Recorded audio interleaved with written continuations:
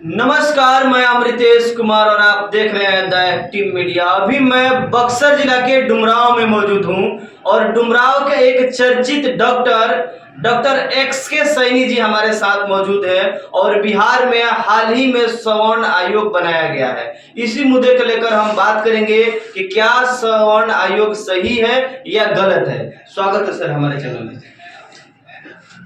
सबसे पहले तो आप लोगों को भी इस देश के तीसरे चौथे स्तंभ है, इसलिए आप लोगों को भी हार्दिक दिल से धन्यवाद। सवर्ण आयोग की जरूरत इस देश में मेरे ख्याल से नहीं थी। उसके पीछे का कारण अगर जाया जाए तो निश्चित रूप से जो है बहुत ऐसे उदाहरण हो जाएंगे जिसमें उसमें जो भ्रांतियां हैं कई तरह की, उसका अगर ये किया जाए तो निश्चित रूप से मेरे ख्याल से भारतीय संविधान के तहत अभी भी क्योंकि ऐसा नहीं है कि सवर्ण में लोग गरीब नहीं है, लेकिन फिर भी उसके बाद भी मैं जहां तक समझता हूं माननीय मुख्यमंत्री नीतीश कुमार जी ने, मैं चूंकि एनडीए का एक सदस्य हूं, अभी मैं जेडीयू का ही सदस्य हूं और मैं प्रदेश राजनीतिक सलाहकार भी हूं। मुझे नहीं कहना चाहिए, लेकिन मजबूरी इस बात की है कि जो सत्य और जो सामाजिक व्यवस्थाओं में जो त्रुटियां हैं, निश्चित रूप से आज भी दलित, अति पिछड़ा, मुस्लिम आज भी निरीह है। और मैं जहां तक समझता हूं कि माननीय नीतीश कुमार जी ने किस बात को लेकर के, उनकी ऐसी क्या मजबूरी थी जो उन्होंने इतना बड़ा निर्णय लिया। अब आप पूछ सकते हैं कि क्यों नहीं बनना चाहिए। मैं कह रहा हूं कि नहीं बनना चाहिए। तक क्यों नहीं बनना चाहिए? कहीं ना कहीं सवर्ण समाज के लोग भी कहीं ना कहीं गरीब हैं, उनके साथ भी जाति जुल्म होता होगा, उनको भी कहीं ना कहीं मारा पीटा जाता होगा। इसीलिए सवर्ण आयोग बनाया गया है कि उनका भी उत्थान होगा, उनका भी कल्याण होगा, उनका भी विकास होगा। ये तो बात आपने सही कहा। इस भारतवर्ष की 15% इस भारतवर्ष में बसने वाले लोगों की जागीरें कितनी हैं, आप इसका आकलन करके बताइए मुझे। धन धरती पर अधिकार किसका है?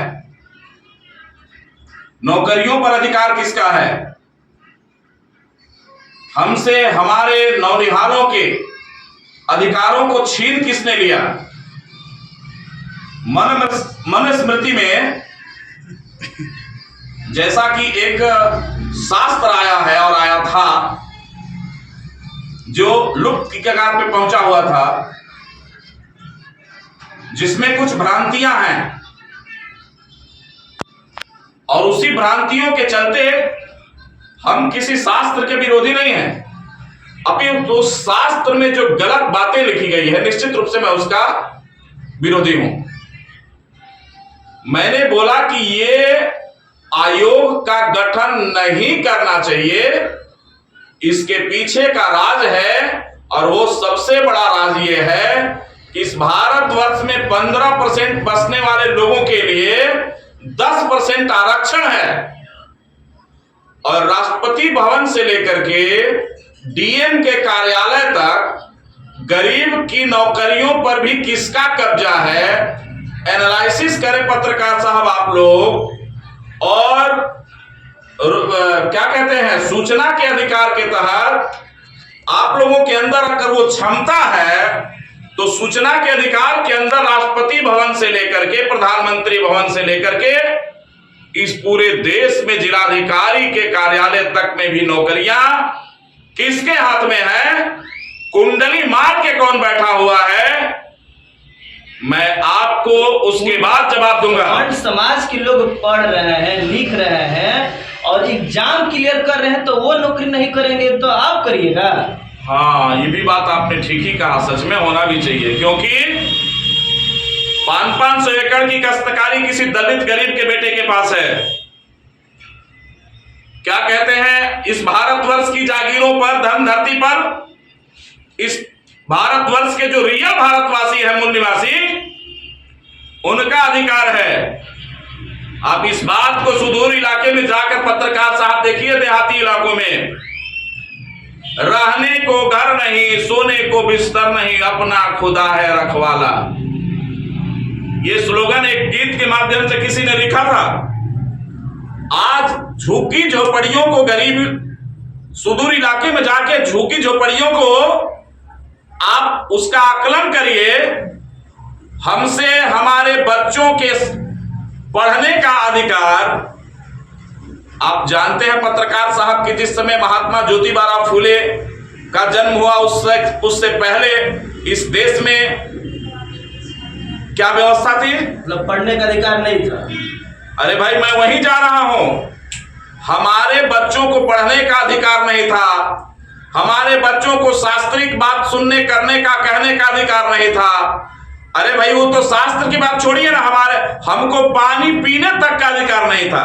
तो जो अभी वर्तमान बिहार में SC/ST समाज के नेता है, सांसद, मंत्री हैं, उनको तो विरोध करना चाहिए कि स्वर्ण आयोग नहीं बनना चाहिए। ये अपनी कुर्सी को बचाने में, ये गलत पैदाइश का नतीजा है। ये अपनी कुर्सी को बचाने में लगे हुए हैं लोग। अगर इस तरह की बात करेंगे तो चिराग पासवान अपना कुर्सी बचाने के चक्कर में है, जीतन राम मांझी जी अपने कुर्सी बचाने के चक्कर में है, नीतीश कुमार जी तमाम। आपको क्या लगता है कि चिराग पासवान जी एक गरीब के बेटे रह गए हैं आज के डेट में? और गरीब के बेटे हैं। इससे पहले जीतन राम मांझी का इतिहास क्या था? जीतन राम मांझी तो भाई कुछ भी बोल देंगे। जीतन राम मांझी तो उन्होंने बोला कि भारतीय जातिवाद खत्म होना चाहिए, संविधान भी खत्म होना चाहिए, आरक्षण खत्म होना चाहिए। उनके लिए सबसे पहले इस भारतवर्ष का आरक्षण खत्म होना चाहिए, क्योंकि उनके परिवार में संपन्नता है। और मैं पत्रकार साहब आपको बता दूं कि आरक्षण की जरूरत हमें क्यों पड़ी, और बाबा साहब के संघर्षों ने इस भारतवर्ष के गरीबों के लिए जो संघर्ष करने के बाद जो अधिकार देने का काम किया, आज भी हम उस अधिकार के तहत पूरी तरह से हमको हमारा आरक्षण, पूरी तरह से हमको हमारा अधिकार नहीं मिल पा रहा है। और आज भी जातिवाद की बुक कूट कूट करके है। इस बात को आप इनकार मत करिए। मतलब आप विरोध कर रहे हैं कि स्वर्ण आयोग नहीं बनना चाहिए था, इसको खंडन कर देना चाहिए, खारिज कर देना चाहिए, भंग कर देना चाहिए। अरे भाई, एक चीज बताइए ना, सवर्णों के पास इस भारतवर्ष की टोटल जागीरें हैं, और गरीबों के पास, दलितों के पास, अति पिछड़ों के पास, माइनॉरिटीज के पास कितनी जागीरें हैं? मतलब चपरासी से लेके चीफ जस्टिस तक वही लोग। मैंने तो आपको बोल दिया ना, अभी हमारे अधिकारों के हनन के लिए, अभी आपने देखा कि बाबा साहब की मूर्ति हाईकोर्ट में लगाने की बात हुई, एक ब्राह्मण ने विरोध कर दिया। जिस बाबा साहब के दिए हुए भारतीय संविधान के तहत ये पूरा देश चल रहा है, आज सोचिए जरा सा कि इन लोगों के अंदर ये कितना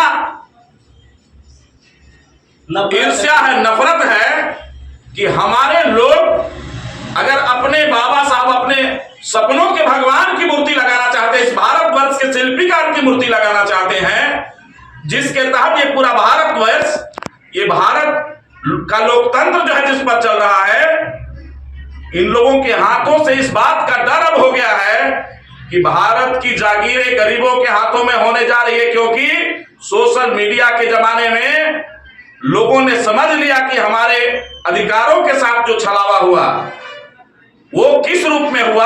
आज हम अपनी जागीरों को छीनने के चक्कर में रोड पर आंदोलन करने के लिए, आप देख रहे हैं कि दलित समाज में कितने रियल नेता पैदा हुए हैं। आप दलित अति पिछड़े में अभी मुकेश सहनी जी पैदा हो गए, उससे पहले लालू प्रसाद यादव जी पैदा हुए थे, चंद्रशेखर आजाद जी पैदा हो गए, उससे पहले हमारे बुजुर्गों ने जो संघर्ष किया, महात्मा ज्योतिबा फूले ने, माता सावित्रीबाई फूले ने, आप देख रहे हैं कि अभी इस देश में जो है माता सावित्रीबाई फूले और महात्मा ज्योतिबा फूले पर फिल्म बनी। उस फिल्म को टुकड़े टुकड़े करने के लिए इन लोगों ने एक साजिश के तहत जो है कोर्ट में केस कर दिया। किसको दर्द है? अगर आपको उस बात के लिए दर्द है कि हमारे किए हुए अत्याचार को दिखाने की कोशिश कर रहा है, तो हमको क्यों नहीं सवर्ण आयोग अगर आप लागू करते हैं तो हमको क्यों नहीं दर्द होगा? हमारे बच्चों का, हमारे गरीबों के साथ जो अत्याचार हुआ है, जुल्म हुआ है और आज भी जुल्म हो रहा है, आप मुजफ्फरपुर में जाकर के देखिए। एक